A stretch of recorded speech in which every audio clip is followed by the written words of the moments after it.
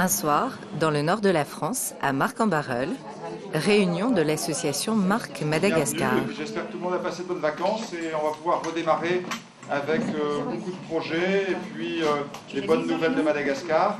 François Dumont est le président de l'association qui fête ses 15 ans, grâce notamment au soutien de la mairie et du député-maire Bernard Gérard.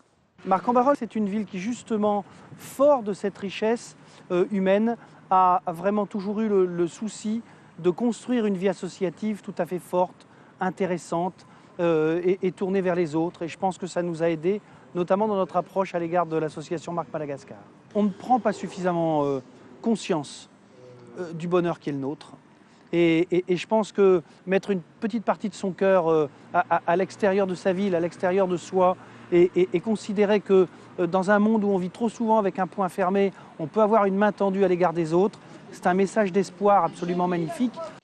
C'est cette association qu'il faut mettre en avant, qui est une association magnifique, faite de citoyens d'une ville qui ont décidé tout simplement d'essayer d'apporter leur petite part d'humanité à ceux qui en ont le plus besoin. Ça, c'est magnifique, ça vaut tous les bonheurs du monde.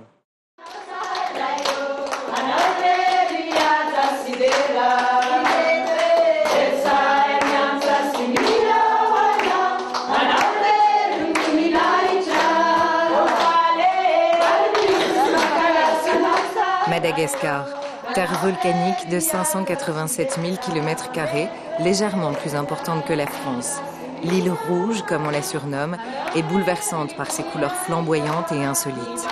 Un émerveillement malheureusement atténué car le pays atteint l'un des plus grands taux de misère au monde. Victime d'une déforestation croissante où seuls 5% de la superficie de l'île sont utilisés pour l'agriculture. Dès notre arrivée, les sœurs salésiennes nous accueillent. Gâteaux, riz, salades, fruits, un festin en notre honneur, avec chant et spectacle. Malgré un niveau de vie d'une grande précarité, Madagascar nous emmène par ses richesses et son humanité loin du tumulte et du stress de notre monde moderne. Carl Spriet est un artiste qui nous accompagne. Il dévore ses carnets de peinture, réalisant à chaque page un chef-d'œuvre, laissant paraître tant de vivacité et d'humanité. Comme ce coucher de soleil à Antananarivo, la capitale malgache, un avant-goût du périple qui nous attend. Tana offre un hallucinant dédale de ruelles où environ 1 700 000 habitants s'entassent. Ah non, j'ai toujours peur d'énerver les gens. Oui, t'as un fond. François est impatient de nous faire rencontrer Jeanne-Marie.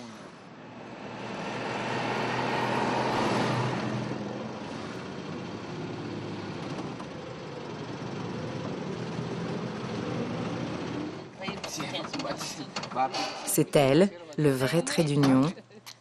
C'est elle qui sera notre guide. Donc là, qu'est-ce que vous êtes en train de faire, Jeanne-Marie? Je suis en train de commander des fils. Je n'ai pas en tête les numéros, donc je cherche. Et ces fils vont servir? Pour la broderie. Pour la broderie, parce qu'on a une petite équipe de filles qui brodent.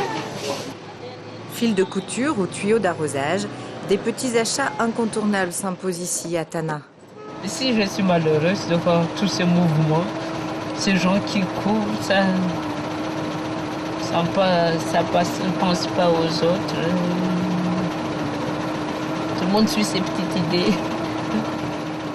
Jeanne-Marie a parcouru 400 km en 8 heures en taxi-brousse pour acheter tout ce qu'elle ne trouvera pas dans la ville oubliée d'Andy Lamène.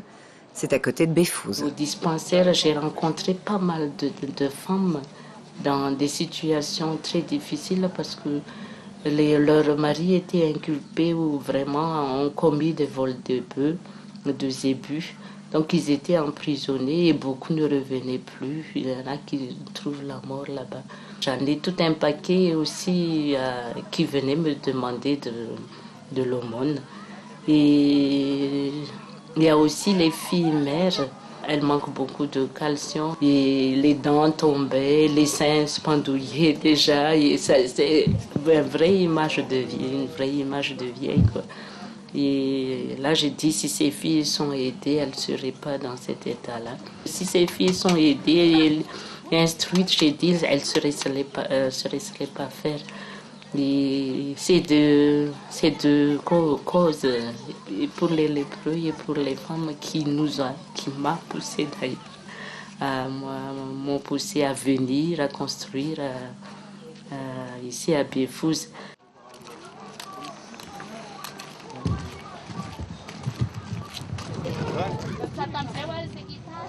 Soumission, inégalité et oppression en tout genre, la condition féminine malgache ne semble pas être une priorité.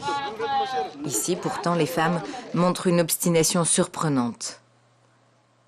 Apprendre la broderie, c'est prendre son avenir en main et aussi montrer beaucoup de patience et de courage à travers l'artisanat pour montrer qu'elles existent. On est loin des dictates de la mode. Sous l'œil vigilant de Jeanne-Marie, les femmes sont avides d'apprendre un métier.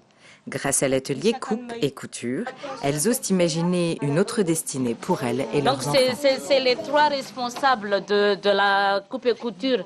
Ces deux étaient parmi les sessionnistes, les premières, les débutantes. Et on a pris les deux meilleures, peut-être, mais celles qui étaient aussi disponibles pour suivre des cours de perfectionnement. La préparation du patron, parce que même si on est de la brousse, on ne fait rien sans patron. C'est sur mesure qu'on travaille.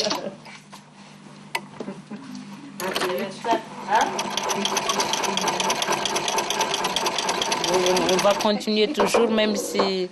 Parce que les femmes d'ici, leur fierté, c'est d'avoir une machine et pouvoir coudre les habits de la famille. Malgré le peu de moyens, c'est un point de départ vers l'indépendance et la confiance en soi.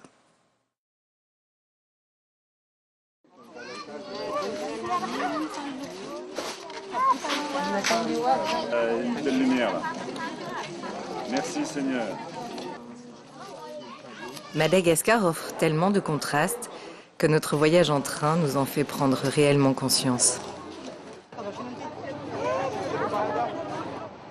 La vitesse de croisière oscille entre 20 et 30 km/h.